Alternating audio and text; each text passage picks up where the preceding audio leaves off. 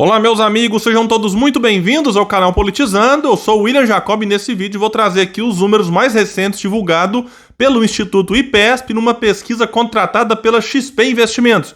Mas antes de falar dos números e algumas reflexões, eu quero pedir a sua ajuda para que se inscreva no canal, ative as notificações para que seja informado quando a gente publicar um vídeo novo aqui. Se assistir e gostar, manda o like, se não gostar, manda o dislike, comente, compartilhe, tudo isso é muito importante para que o nosso trabalho continue crescendo. Pessoal, a IPESP então ouviu 1.000 eleitores entre os dias 2 e 4 de maio. Tem uma margem de erro de 3,2 pontos para mais ou para menos. E a gente vai observar aqui que a pesquisa não trouxe grandes alterações em relação aos dados divulgados há 15 dias. Lula lidera no cenário aqui com 44 pontos, ele caiu 1, tinha 45. Bolsonaro manteve os 31 de antes. Ciro Gomes, que nesse instituto tinha 8, continuou com 8, lembrando que no instituto Ideia, contratado ali pela Exame, o Ciro chegou a pontuar 10, e naquela que o BTG contratou, o Ciro chegou a pontuar 14 num cenário mais reduzido, 13 pontos num outro cenário e 9 num cenário muito mais amplo, né? O Dória aqui manteve os 3 que ele tinha antes, André Janones manteve 2, Simone Tebet 1, ela tinha 2, então a Tebet também oscilou um ponto para baixo. Felipe Dávila, que não marcava nada há 15 dias, agora apareceu com 1 ponto. Eimael, Vera e Luciano Bivar, que é o candidato do União Brasil, não pontuaram. Nenhum branco ou nulo aqui não souberam responder, nós temos aí 10 pontos somados. E só lembrando que essa aqui foi a primeira pesquisa que foi feita depois daquela polêmica envolvendo Ciro Gomes e alguns bolsonaristas na AgriShow. Tinha uma preocupação de como que o Ciro apareceria nas próximas pesquisas nesse instituto sem alteração. Vamos aqui trazer alguns cenários de segundo turno.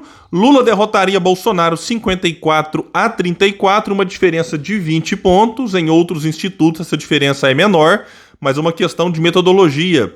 Lula derrotaria Ciro Gomes 52-25, uma diferença de 27 que era de 28. E só pra gente ter uma noção, nessa pesquisa da Ideias, a diferença era de 13. Lula contra Dória, 55 pro ex-presidente, 19 pontos pro ex-governador, diferença de 36, que eu gosto sempre de lembrar que isso aqui é se fosse hoje. E aí muita gente, quando é indagado num cenário sem Bolsonaro no segundo turno, os bolsonaristas dizem que anulariam o voto.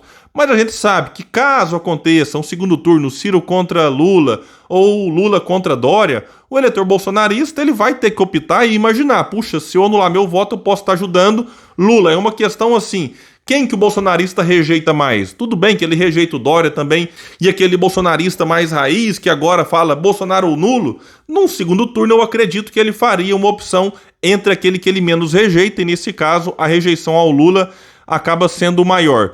Ciro também derrotaria Bolsonaro 45-38, uma diferença de 7, ela oscilou um ponto, ela era de 8. Aqui é importante porque muita gente fala, não, para derrotar Bolsonaro tem que ir com o Lula. Não, Ciro Gomes também derrota Bolsonaro. O João Dória perderia para o atual presidente, 37 para o ex-governador, 39 para Bolsonaro, uma diferença de 2 pontos que era de 1 a 15 dias. Vamos falar aqui agora de rejeição. Bolsonaro lidera a rejeição com 60 pontos, ou seja, dos entrevistados, 60%, quando olham o nome de Bolsonaro, falam não votaria nele de jeito nenhum. Ele até conseguiu reduzir um pontinho, era 61. João Dória tem uma rejeição de 55, manteve. Lula tinha 42, oscilou um ponto para cima, foi para 43. E Ciro Gomes fez um movimento inverso, ele tinha 44 de rejeição, diminuiu um ponto, foi para 43, está empatado com Lula. Mais pequenas oscilações, nada demais, então a gente percebe também que o episódio com o Ciro não prejudicou a sua imagem junto ao eleitorado. Muita gente pode gostar, não gostar, mas acaba que não teve um impacto, pelo menos por enquanto, nesse quesito rejeição, né, que até diminuiu um ponto aqui, e nem intenção de voto. Agora um ponto importante, potencial de votos. O que é isso, William? É o eleitor que ele indagado assim, se ele votaria com certeza, poderia votar num candidato. Aí você soma esse com certeza e o poderia, e tem o potencial, que é mais ou menos assim o teto que cada candidato poderia chegar, claro que dependendo do cenário. Lula lidera o potencial de votos com 56 pontos, ele manteve o que tinha antes, então 43 disseram que votariam nele com certeza, um pontinho a menos do que ele aparece nas intenções de voto. 13% disseram que poderiam votar no Lula. Em seguida, vejam isso, vem Ciro Gomes, que tinha 51, melhorou um ponto, apareceu aqui com 52. Destes, 12% dizem que votariam com certeza em Ciro Gomes e 40% poderiam votar nele. Eu expliquei num vídeo mais ou menos uns 15 dias dessa diferença, em que o Ciro aparece com 8 na intenção e 12 nesse votariam com certeza. Aqui a gente vê como que a simples pergunta pode mudar a resposta do eleitor. Bolsonaro vem em terceiro, mas vejam, muito distante de Ciro Gomes, com 38. Ele até tinha 37, melhorou um pontinho. 32 com certeza em Bolsonaro, o que chega a ser um ponto a mais do que ele aparece nas intenções de voto, mas aí é por conta também da margem de erro lá. Bolsonaro pode ter de 34 a 28, né? E voltando aqui, o Bolsonaro tem 6% só que dizem que poderiam votar nele. Vejam que o teto de Bolsonaro é muito baixo. O João Dória vem atrás com 35, sendo que 5 votariam nele com certeza. O Dória aparece com 3 nas intenções de voto e 30 poderiam votar. Ele até melhorou também um ponto, ele aparecia antes com 34, né, na somatória, agora com 35. Eu estou trazendo só os 4, porque os outros candidatos também aparecem na imagem aqui, mas como são menos conhecidos, é normal que tanto a rejeição quanto o potencial sejam menores. Mesmo assim, tem candidato menos conhecido com uma rejeição aí bem próxima à de Lula e Ciro Gomes. E vamos explorar um pouco mais essa questão do potencial de votos, porque aqui tem pontos importantes para a gente refletir. O candidato que tem um potencial baixo e uma rejeição alta, ele tem dificuldade ou uma maior dificuldade para crescer, para deslanchar, para decolar, para criar uma onda em torno do seu nome quando a campanha de fato começar. Porque, por enquanto, tem muita gente que não está preocupada com a eleição, está preocupada com o emprego, se vai ter dinheiro para comprar comida, se vai ter dinheiro para comprar o gás, ou se vai ter que improvisar cozinhando ali com álcool. Enfim, tem acontecido muitos acidentes. Então, tem muita gente que agora não está observando os candidatos ainda, não pararam para prestar atenção. Quando a campanha começa, basta observar as pesquisas de anos anteriores, né? Sim, a gente pode ter muitas mudanças. Vale lembrar 2018, Bolsonaro saiu ali dos 15, 16 pontos e por pouco não vence no primeiro turno. Se a gente olha em 2014, o Aécio estava 15, 16 pontos atrás da Marina, faltando 15 dias. Ele não apenas virou, como abriu uma vantagem de 11, 12 pontos, uma mudança de quase 30. Por quê? Você tem as estratégias, o marqueteiro monta ali a tática, peraí, eu vou enaltecer meu candidato, ao mesmo tempo explorar as fragilidades do outro, isso tudo faz parte. Então, existe um espaço muito grande, sobretudo nesse ano em que a sociedade está meio cansada dessa polarização e os dois que lideram acabam se beneficiando, porque um acaba alimentando o outro.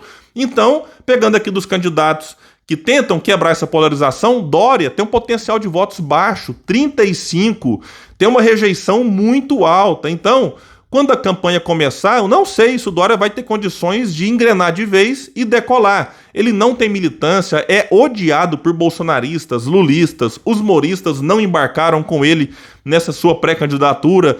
Estava até pouco tempo como governador de São Paulo, venceu as prévias no PSDB, mesmo tendo assim uma exposição maior na grande mídia, que acaba sendo bem favorável ao ex-governador, ele mesmo assim está aqui com 3 pontos nesse e vários outros institutos. Já Ciro Gomes está em terceiro, ou seja, posicionado para receber o voto útil contra Lula e Bolsonaro. Voto útil que pode vir dos indecisos, daqueles que dizem nesse momento que vão anular o voto, que estão decepcionados com a política. Voto útil de quem está atrás, que fala, puxa, né, o Dória está com 3 aqui, mas eu vou com o Ciro, aí o Ciro pode pegar mais 2 pontinhos aqui, mais um do Janones, enfim. E o Ciro pode herdar votos quem está na frente por uma situação estratégica, daquele que está com o Lula, até na ilusão dessa coisa de derrotar Bolsonaro no primeiro turno. Tem muitos institutos que mostram que isso não é tão simples assim. Detalhe, o Lula nunca venceu em primeiro turno uma eleição, nem o PT. Enfim, então é uma questão que daqui a pouco eu acho que vai cair a ficha para muita gente. O Ciro pode herdar votos de eleitores de Bolsonaro que estão com ele meio que contrariados, mas só por conta desse discurso de derrotar o Lula, não deixar o Lula voltar. E o Ciro aqui a gente vê que ele tem um potencial de votos muito alto, né? 52 pontos é realmente muita coisa. Tem uma base importante para crescer, uma rejeição baixa. Então tem elementos aqui que podem favorecer muito o Ciro Gomes lá na frente. Se vai acontecer ou não, a gente não sabe, mas o Ciro está bem posicionado e com esse potencial alto e rejeição baixa, ele tem ativos que outros concorrentes aí, por exemplo, não tem. E 12% nessa pesquisa disseram que votariam com certeza nele. Outros institutos já têm mostrado Ciro Gomes com 2 dígitos, o que é importante até para passar confiança para o eleitor de que de fato ele é um nome competitivo. Lembrando que em 2018, em agosto, o Ciro tinha 5% num cenário com Lula.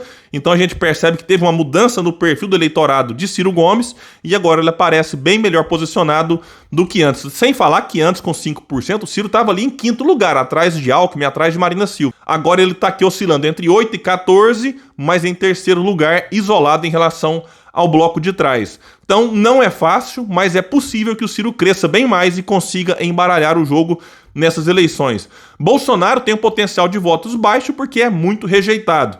A gente observa então que o cenário na economia não é nada favorável para o atual presidente. E é isso que impacta muito, enfim, na sua popularidade, naquela vontade. Será que eu quero continuar com ele ou eu quero fazer uma mudança? Então é importante observar algumas perguntas que esse instituto fez para os eleitores, que é o seguinte: percepção em relação à economia, está no caminho certo ou caminho errado? 63% responderam que a economia está no caminho errado. Mesmo assim, o Paulo Guedes é o super-ministro, né? Tá desde o começo, um monte já saiu, mas o Guedes continua. 32% disseram que ela está no caminho certo. Percebam que se assemelha ao percentual que Bolsonaro tem de intenção de voto. Outra pergunta importante: a percepção da inflação nos últimos meses. 73% responderam que os preços aumentaram muito. 22% que os preços aumentaram. 2% que os preços ficaram iguais e 1% respondeu, né, que os preços diminuíram. Realmente deve ter respondido aqui para brincar. Agora, qual que é a tática do Bolsonaro? O que ele tem feito sempre. Ah, não, a culpa não é minha, né? Nunca é dele, eu nunca vi isso. Quando ele era deputado, ele sempre acusava o PT de tudo que acontecia de errado. Agora virou presidente, a culpa nunca é dele. É sempre da pandemia, da guerra na Ucrânia, do STF, dos prefeitos, governadores e dele.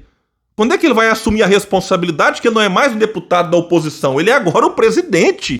Então eles vão tentar, mas a gente tem que dizer sim, Bolsonaro é o responsável.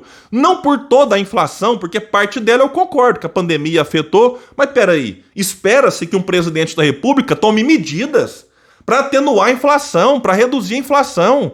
Na questão do petróleo, da energia, ele critica. Não pode mais aumentar o preço. Aí aumenta, não faz nada. Mudou o presidente da Petrobras 3 vezes, nós estamos no terceiro ou quarto presidente, até perdi as contas, mas a política de preços é a mesma. Então mudar presidente só para dizer que está fazendo alguma coisa, se não mudar o problema em si, não é trocar nome. É o mesmo caso da presidência do Brasil. Não adianta mudar o nome. Se não mudar o modelo da economia, vai continuar a mesma coisa, essa mesma ladainha. Inflação que não é de demanda, aí o Banco Central aumenta a Selic. Aí aumenta a Selic, impacta na vida dos empresários, dos consumidores, no serviço da dívida, e quem que lucra com isso? Quem investe em título, enfim, os rentistas. É um negócio realmente que a gente tem que ajudar a população a entender. Agora, voltando à questão aqui do Bolsonaro, eu quero deixar um recado aqui para os bolsonaristas. Saiam da bolha. Né? O seu grupo de WhatsApp não é o Brasil. A gente conversa com alguns, fala, não, Bolsonaro vai ser eleito no primeiro turno. Insisto, não fique preso à sua bolha, converse com as pessoas fora dela. Bolsonaro é sim muito rejeitado. E quem votar em Bolsonaro pode, baseado no retrato, né, que as pesquisas mostram hoje, ajudar a eleger Lula. É tudo que o Lula quer, é Bolsonaro no segundo turno para manter essa polarização e um ficar falando dos defeitos do outro. E o Bolsonaro, de certa forma, também acaba gostando dessa polarização. Então é importante a gente entender que é possível sim construir uma alternativa para crescer, ir para o segundo turno e ajudar o Brasil a ter pelo menos um debate mais qualificado. Quem que vai vencer eu não sei, mas eu suspeito que Ciro Gomes, por exemplo, é um nome que tem essas credenciais que eu trouxe para vocês em relação aos números. Não vou nem citar a questão de projeto, experiência, vamos ficar focado aqui nos números. Mas eu acredito que o Ciro, num segundo turno, ele conseguiria ter os seus próprios votos, atrair o eleitor antipetista e bolsonarista que neste momento dizem que anulariam o voto contra Lula, mas é claro que a equipe de marketing do Ciro saberia trabalhar isso muito bem. E detalhe, eu acho que o Ciro contra o Lula atrairia votos que foram dados ao ex-presidente no primeiro turno só nessa questão de, peraí, vamos tirar Bolsonaro. Bolsonaro fora no segundo, esse eleitor fala, opa, deixa eu ir com o Ciro porque de fato o Ciro está merecendo uma chance. Então, bolsonaristas, prestem atenção no Ciro, né? A gente sabe que vocês têm diferenças aí com o pré-candidato do PDT, mas observe uma questão tática. Bolsonaro, com esse teto baixo, com esse potencial baixo e rejeição alta, pode ajudar a eleger Lula no segundo turno. Então essas são as minhas reflexões. Se você gostou do vídeo, compartilhe. Vamos ajudar mais pessoas a entender a importância de mudar não apenas nome, mas modelo econômico e modelo de se fazer política, porque senão esse Brasil vai continuar indo para o fundo do poço de vez. É isso, eu fico por aqui e até o próximo vídeo no canal Politizando.